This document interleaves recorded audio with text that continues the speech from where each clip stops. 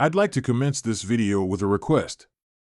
For those interested in receiving more premium betting tips and predictions, especially if my guidance has contributed to your success in winning bets and generating revenue, I kindly seek your support in revitalizing this channel. Your assistance plays a crucial role in bolstering my presence on YouTube. You're welcome to explore my Patreon support tier or check out my various plans. Multiple plans are available for each and every one of you seeking our premium picks. You can find the link in the bio and comment section below.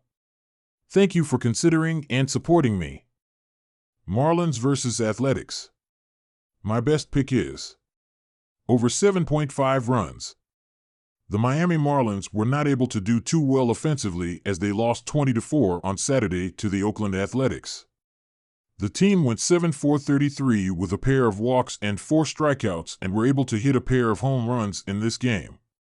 Left fielder Brian De La Cruz led the offense as he went 2-for-4 with a home run and a pair of RBIs. The team went 2-for-7 with runners in scoring position and left 4 players on base. The bullpen was saved as they saw Darren McCann pitch for 0.2 innings to limit the amount of pitchers used, and things cannot seemingly get worse than it was for them Saturday. Young righty Sixto Sanchez will be on the mound for this game and has been brutal as he is 0-1 with an 8.36 ERA and a 1.71 WHIP in 14.0 innings. Hitters have been swinging well against him with a .339 opposing batting average thus far. Sanchez is coming off a no decision against the Colorado Rockies as he pitched 4 innings and allowed 5 runs on 7 hits with 0 walks and 3 strikeouts. When looking at the power stroke over the last week of games, the Athletics lead baseball by a wide margin with 15 home runs, while the Marlins are tied with the Milwaukee Brewers and San Francisco Giants for 16th with 5 homers in that stretch. These teams surpassed this number through the first 3 innings of Saturday's game, so why would the hot Oakland bats simmer down? Sixto Sanchez and Joe Boyle each have ERAs over 6.00, so they are going to be susceptible to giving up runs early in this game, and that does not bode well for the under. All in all, go with over 7.5 runs for this game as the simplest option. Orioles versus Reds. My best pick is under 9 runs. Baltimore took Game 2 in a low-scoring 2-1 final. The Orioles have scored 5 runs over the first 2 games, but it has been enough to lead the series 2-0. They recently logged 7 hits on the back of home runs from Adley Rutschman and Jorge Mateo. Rutschman was the lone Orioles to finish with multiple hits as he went 3-4 at the plate. John Means got the start, and over 7 innings he allowed 3 hits and retired 8. RHP Dean Kramer is slated to take the mound to close the series for the Orioles. Kramer lost to the Reds last time out. He tossed for 4.1 innings where he gave up 6 runs on 10 hits and struck out 3 while giving up 2 homers. The start will be Kramer's 7th of the season. He currently holds the 2-2 record to go with an ERA of 4.19.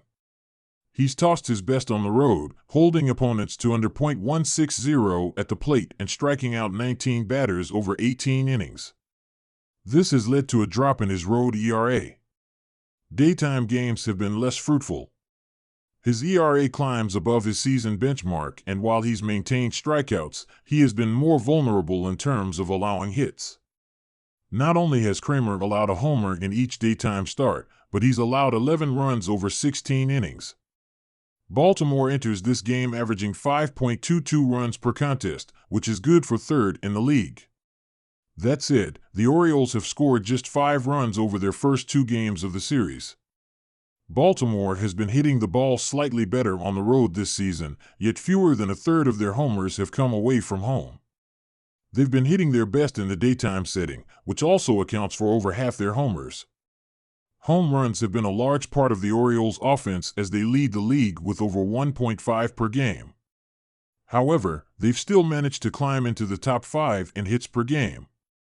This hasn't always led to them driving home runs, however. Baltimore sits bottom 10 in regard to RLISP, which is a byproduct of their lack of plate patience. Sitting 28th in walks received, the Orioles are often too giddy to make contact and find themselves hitting into ill-advised throws. Cincinnati's offense has struggled of late, scoring just 1 run over the first 18 innings of the series.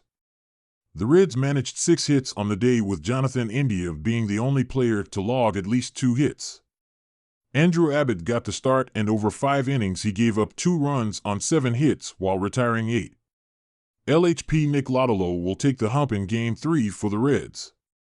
He came away with a win the last time he faced the Orioles. In that game, he went for 6 innings where he allowed 1 run on 4 hits and retired 7. Lodolo will be making his 5th start of the season and currently holds a 3-0 record to go with a 1.88 ERA. He's been most vulnerable at home this season.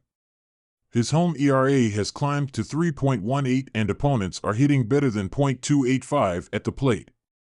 This comes with no home runs allowed, but Lodolo has allowed more hits than innings pitched at home this season. He was featured in one daytime start this season. He performed. He went for 5.2 innings, giving up 1 hit and retiring 10. The split discrepancies point to an inconsistent hurler, but he certainly has the potential to frustrate the Orioles here, as they have been strikeout heavy this series. Cincinnati closes this series out averaging 4.69 runs per game, good for 11th in the league. It should be noted that hits have not equated to runs for Cincinnati lately, and they've accrued just 1 run in the last 2 games. They've been hitting best at home this season, with their batting average sitting at .224.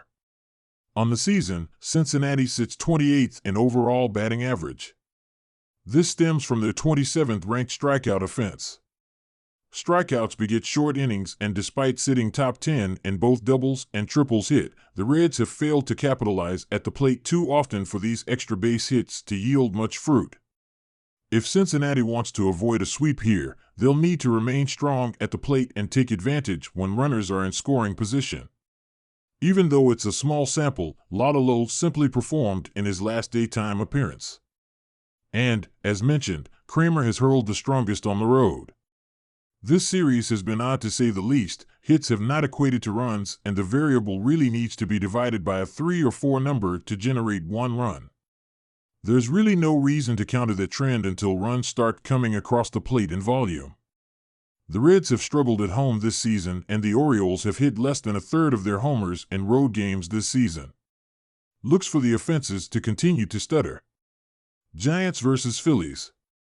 My best pick is Phillies for plus 1.5 runs. The Philadelphia Phillies are doing extremely well throughout the season and are putting their stamps on the first month of the season.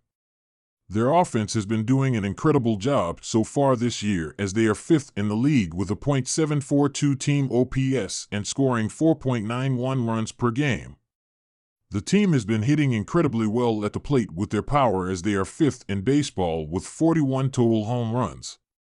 Third baseman Alec Bohm has been doing extremely well at the plate. The Phillies are going to be sending Taijuan Walker to the mound and did not do well in his first start of the season. Hitters teed off him in his first start of the year, as he has a .320 opposing batting average right now. Walker is coming off a victory over the San Diego Padres, where he threw 6.1 innings and allowed 6 runs on 8 hits with a pair of walks and 4 strikeouts. There is a reason why the Phillies were able to win the first 2 games of this series and have the rested bullpen for this game. In the last 7 days, these offenses are nowhere near one another, as Philadelphia is 3rd in baseball in that span with a .782 team OPS, while San Francisco is 24th with a .590 team OPS. Logan Webb is pitching to a 5.31 ERA in 4 road starts. All in all, expect the Philadelphia Phillies to continue being the top team in the National League and go up 3-0 in the 4-game series against the San Francisco Giants.